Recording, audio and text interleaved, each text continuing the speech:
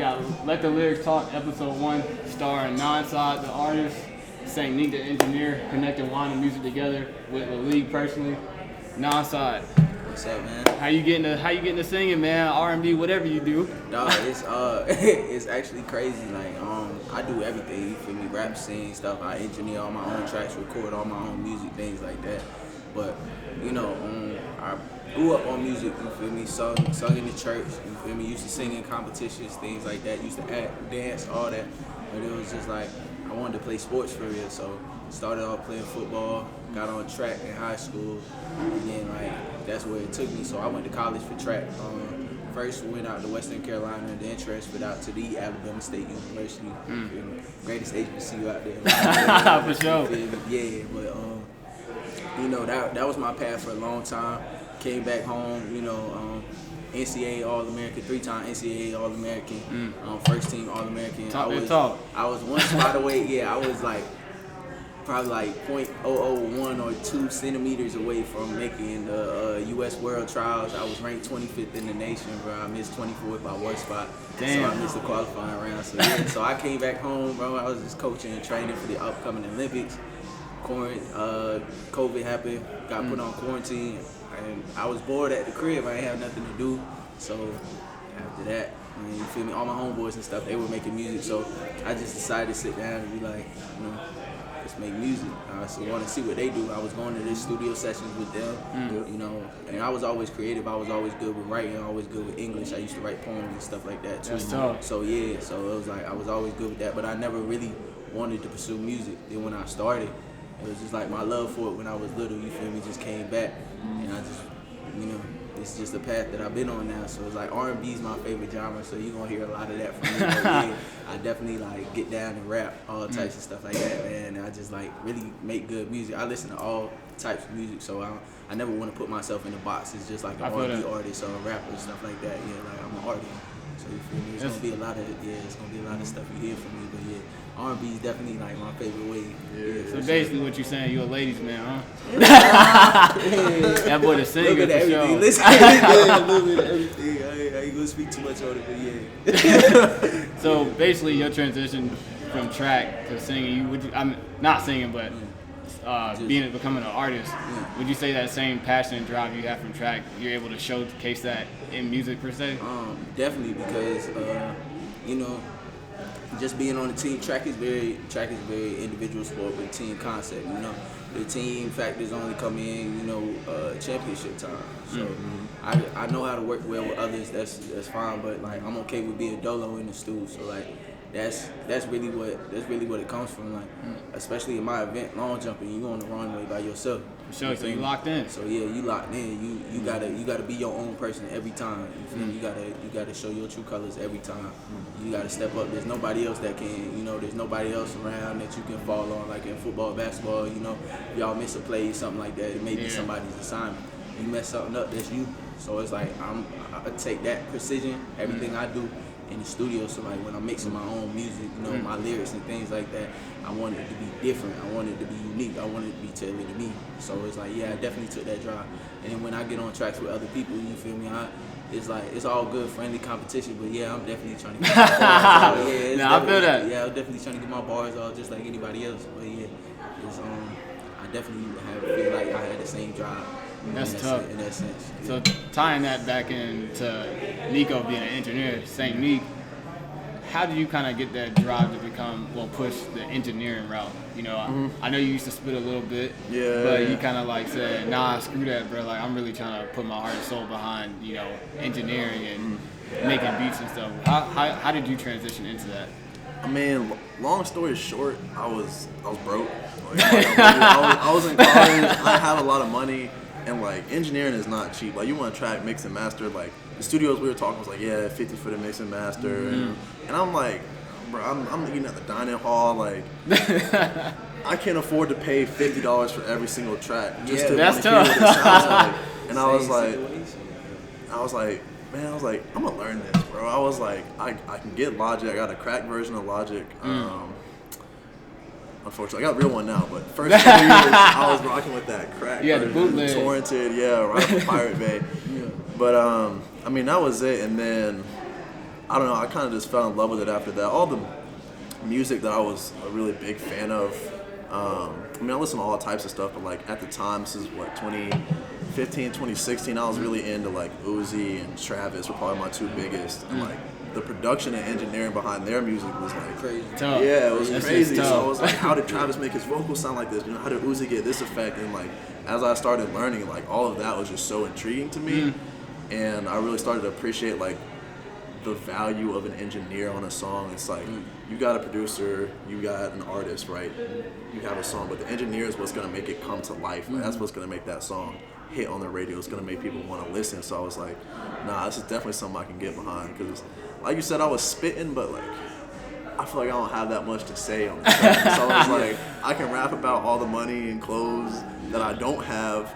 Or I can make beats and like engineer, and that's kind of what I got into. I feel that, like, yeah, but like, I definitely feel that, bro. Yeah. Having to tap in your own session, you Yeah. feel me, mix it. You always second guessing, like, you feel me. You gonna be your biggest critic. So I got songs that I may let people listen to. They be like, oh, you feel me? This sound like something. Nah, it's not done yet. I still got this to do. I still gotta add this, you know, and like, and really, you know, I ain't go to school for it or anything. So I was really just on YouTube finding stuff, and then a lot of times I just go in there and I be looking at all my old stuff, songs that I feel like I never released, and then just, you know, find different things, find different plugins, stuff like that. Just work with them on that one, so I can master those plugins, get them stuff in. So like, yeah. No, that's tough, man. And like transitioning this to back how I got into like whining music, you know, I feel like whenever I was going to like these certification exams and like classes and stuff, bro, like the teachers would just bore me. Like I feel like I was just back in school. I mean, I am back in school, but like it wasn't interesting. And I was like, bro, like if I'm gonna really pursue this, yeah, I gotta do the BS part, but like I really gotta make it to where my generation, you know, the next up and coming buyers for wine can really enjoy it and not really be bored with it or think, oh yeah, this shit just some high class BS. Like I don't want that. Just give me a bottle of vodka.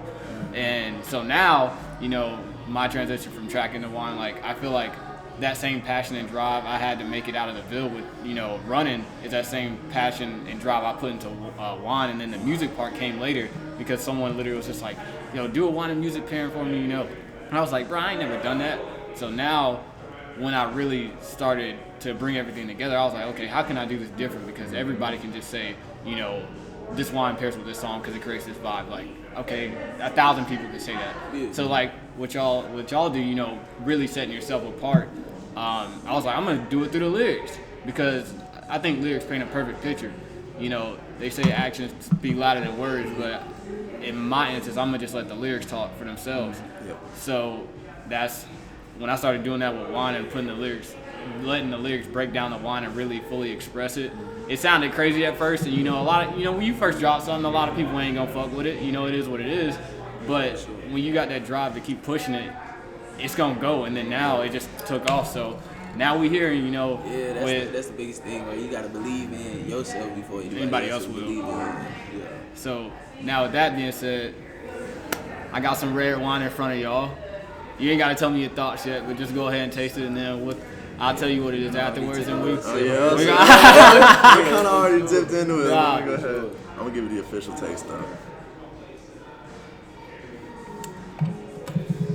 Jamie, do you even sip red wine, or you sip wine at all?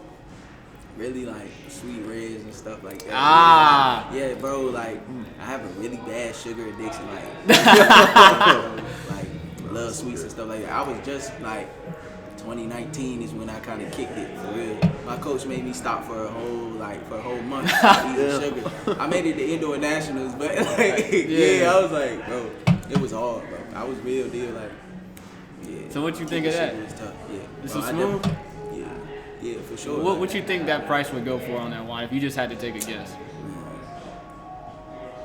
Just take a guess.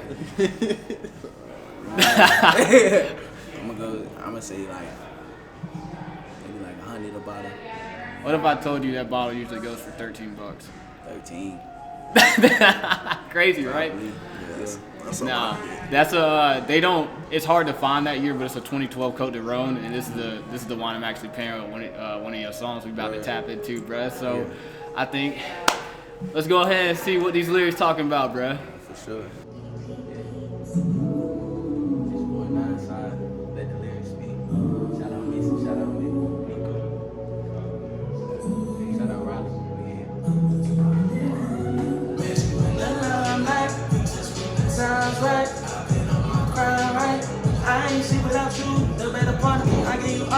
look, I can see this shit through. You at your worst and I feel good. Baby, I know you feel this shit too. Feel like we bad something. Every girl say something. Tell me you don't feel nothing. You got my soul. You took my heart. I knew from the start, but you left me on my shadow telling in the dark. This little thing don't want no pause. Can I leave you alone, though you did me wrong? This feeling is too strong, but your aroma on me like the gas I smoke. Girl, this ain't no joke, and I love the way you looking at me when I'm in your throat. It's your neck, it's your set, way you put the shit on you flex. I feel wet, so perplexed, had to get this on my chest. Like, is it love, is it sex? Do I just scrape part of your flesh? It's the bar, I wish you the best, I wanna be drama, I'm no stress. I met you in we touch when the time's right. I've been on my grind, right? But I ain't shit without you. That song is tough, bro. That's just some fresh shit, bro. Thank you, bro. Right. And the reason I connected the two, bro, is like I chose a Cotes Rhone and how I made that connection. There's a part in there that you say, we touch when the time's right. I ain't shit without you. And when Cotes Rhone blends or any type of like Rhone style blend, you usually see Grenache, Syrah, and secondly, this kind of like outlier, Mourvedre, which is the M. But nowadays, you usually see dominantly just Grenache and Syrah, and the Mourvedre is kind of just like left to the side. And I feel like that's what you are. Like, you're on your own platform and stage.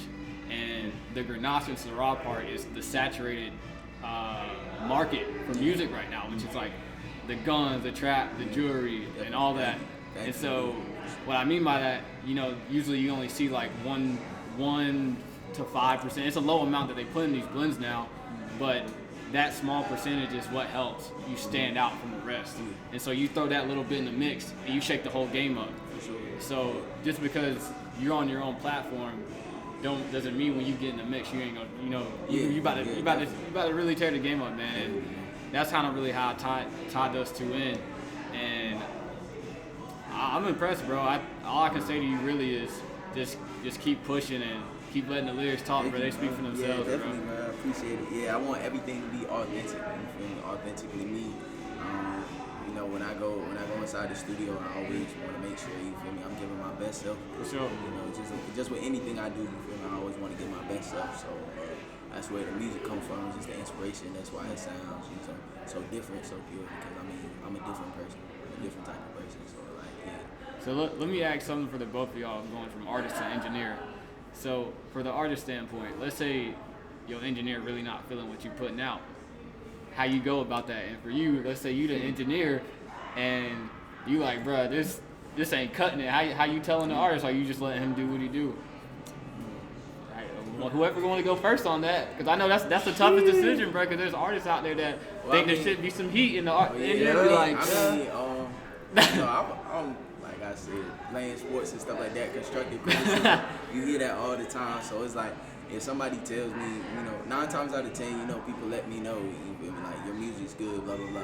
But then they'll let me know, okay, this is what I didn't like, this is what I didn't do. So, like, if an actual engineer who's actually listening to my music, constantly has an ear for my sound, what I like to do, you feel me, my pockets, my flows, things like that, I'm going to trust that ear. It's about the trust. Yeah, because, at the end of the day, I want to put out the best product. So if somebody's in the corner helping me get the best product out, you could tell when somebody, is like really invested in your session as opposed to somebody who just kind of sits down and records. There are going to be people who are going to be invested in your lyrics, your session. So those are the type of people I want around, because if you're invested enough to tell me like, okay, you should do this better, then that means you care about the finished product just as much as me. So yeah, I don't feel any type of way towards an engineer telling me what to do. Because at the end of the day, I'm still new to this. I haven't even been doing music a year, so. And you already going crazy. Yeah, so it's definitely experience. It's just about getting in the studio with different people, working with different people for sure. Yeah, I like to kind of piggyback and add on to that. So I'll kind of go 2 ways. First would be the engineer giving feedback to the artist, and I'll get on to artists giving feedback to the engineer, which I feel like is equally important, and a lot of engineers struggle with that. But anyway, for the first part, as an engineer giving feedback, it's like exactly what you said. Like you can tell when someone is legitimately interested in your music. And I know as an engineer, there's sessions that I'm here to get a check, right? If it's especially if it's not my beat, like I'm recording over a YouTube beat, like I'm here, you got 2 hours booked, you're gonna get your 2 hours, we're gonna record some songs over YouTube. And it's normally like someone I don't know that well, or like maybe they don't take it as seriously and they're just trying to like mess around with music or whatever. But if I sit down with like the artists that I'm working with as like more of I guess a producer / engineer, because producer is kind of where you get more of that like feedback. Like, and most engineers these days are kind of semi-producers because they do that. But like if I'm sitting down like, for example, I'm working on an album right now with one of my boys, and like if he's doing something that I don't think is gonna hit, like I'm gonna tell him. And it's like all about how you go about telling it. Like as an engineer, you don't want to be like, man, that was ass, bro. You suck. Like you want to be like, all right, look. Yeah, unless that's your homeboy. If it's your homeboy, you can tell it like it is. But it's like respect is always there. So like you really want to listen intently and like focus on like something I like to focus on is like say like there's a hook, right? I'm like, yo, this first bar is dope, and the second bar is like maybe I think it's kind of whack, right? But I'm not gonna say, yo, you're whack. Good to know you can't get in the studio with everybody. I feel that. I've booked sessions with people, you feel me? They just come and record, and I'm just like, I never accept them in the studio again. I'll never do anything with them again. Because it's just like, when they come, they don't have anything prepared. Like, you want me to, like, you want to send a song or something, or you want to do this, but, like, you wait till I'm already there. And you feel me? Like, that's cutting into your time, and then you complain about not getting enough time. And I'm like, you feel me? You got to do your things as an artist just like I got to do as an engineer. You feel me? If my equipment don't work, I have to be able to tell you ahead of time, like, yo, we can't do this today, my equipment, blah, blah, blah. If you just pull up and be like, oh yeah, my equipment don't work, I'm sorry. You just drove all the way out here for nothing. So it's like, you got to know you can work with people and you can't work with, even if you admire artists' music and stuff like that, that doesn't mean they're pleasant to be with in the studio. So I mean, sure, there's an appreciation for everything, whether it's up close and personal or afar. Yeah, I mean, kind of going off of that, like I think we were talking about in a sense is like professionalism is very important in the studio environment, and it's not something that's like really perceived as an out, because like a studio environment, people are gonna be drinking, people are gonna be smoking, doing whatever. The artist-engineer relationship needs to remain professional enough to focus on music. Like y'all can be homies, cool, cutting up, roasting each other, but at the end of the day, you're there to get a product out. So if you spend 3 hours in the studio drinking and smoking and come out with half a song, what were y'all doing there? You know what I mean? Like you're not getting anything done. So it's like people see the music industry like, yeah, turn up, party, but they don't see like there's still an element of like, like you said, professional. Like if I'm recording you, don't show up to my crib like, yeah, go on YouTube and look this beat up and YouTube the MP3. I'm gonna look at you crazy like, just send me the beat.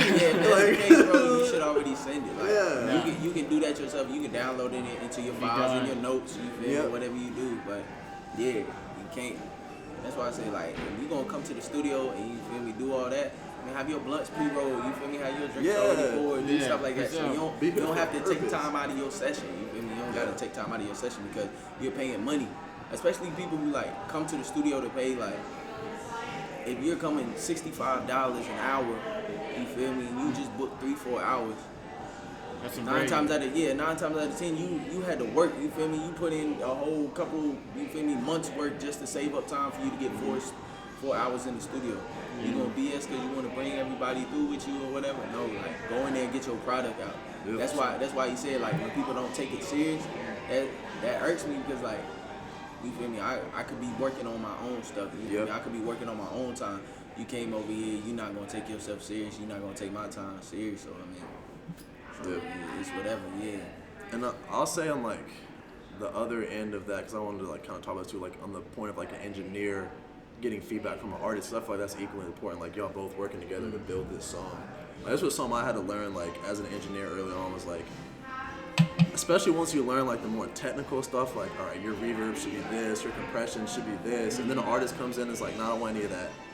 And in your head, you want to be like, nah, you need it, you gotta do this, you gotta do this. But it's like your job is to make the best final product that this artist envisions.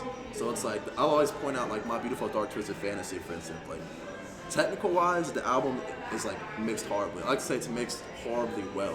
because they had Mike Dean, they got the top engineers in the game mixing this, but Kanye wanted it to be very raw and authentic. So there's a lot of areas that are like, it sounds like it's peaking, or it sounds like it's, and technically it doesn't make sense, but sonically, like, that's the vision he had.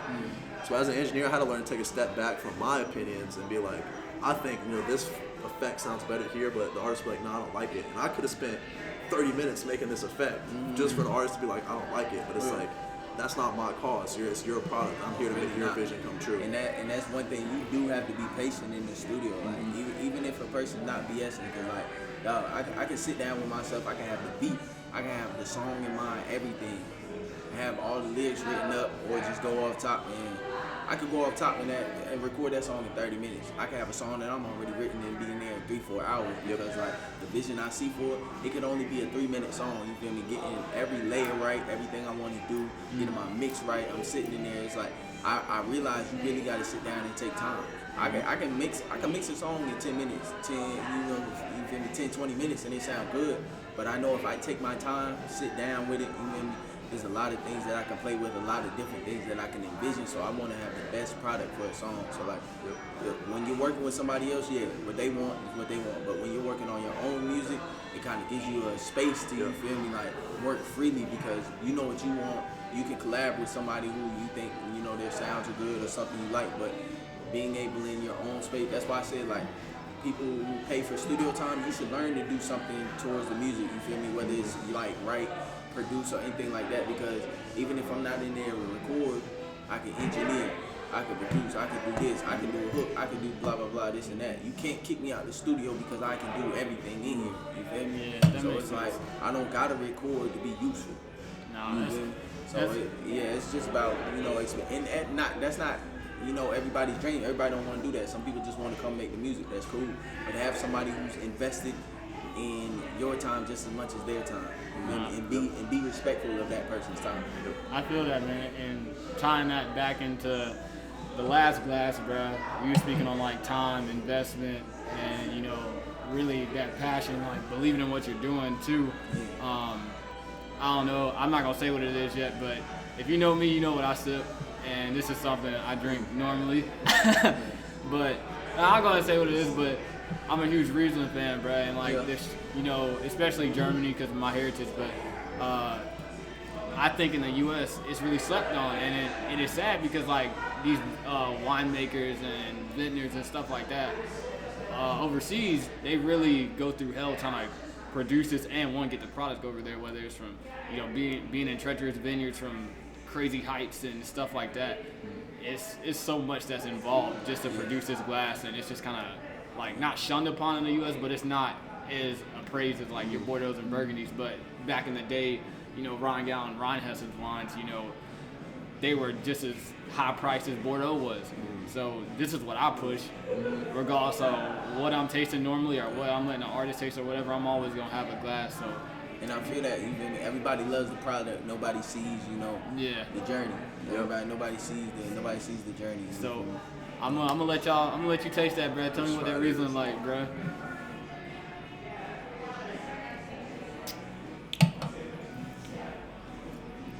This is good. This is fine. Yeah, I'll drink this whole thing right now. Oh God!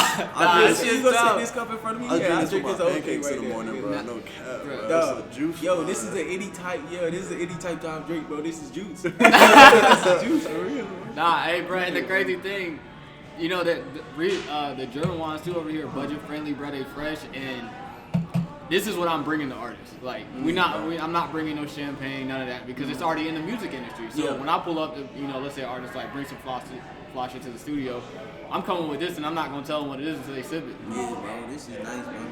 This is nice. This feel like this supposed to be in like a mimosa mix, bro. It kind of got that taste by itself. Yeah, it kind of got that taste by itself. That's like it's not shit. Yeah, you feel me? Like it has like a full taste, but you feel me? That sweetness, it just adds like. It's only a little bit too, bro. This ain't even the sweetest style. And that's what I'm saying. Like it still adds like a whole nother dimension to the drink. I really like that. I really like that for sure. So let's I guess we can tie this in for one last wrap, bro. Cheers to more blessings. More blessings, bro. More Thank you songs, for having more me out music, here. Yes, bro. Thank you and for having me out prosperity, and Yeah. everything else in between. You have now finished the episode of Let the Lyrics Talk. Appreciate Weston Wine Bar in Durham for hosting us. Many more coming soon. Cheers. here. Cheers.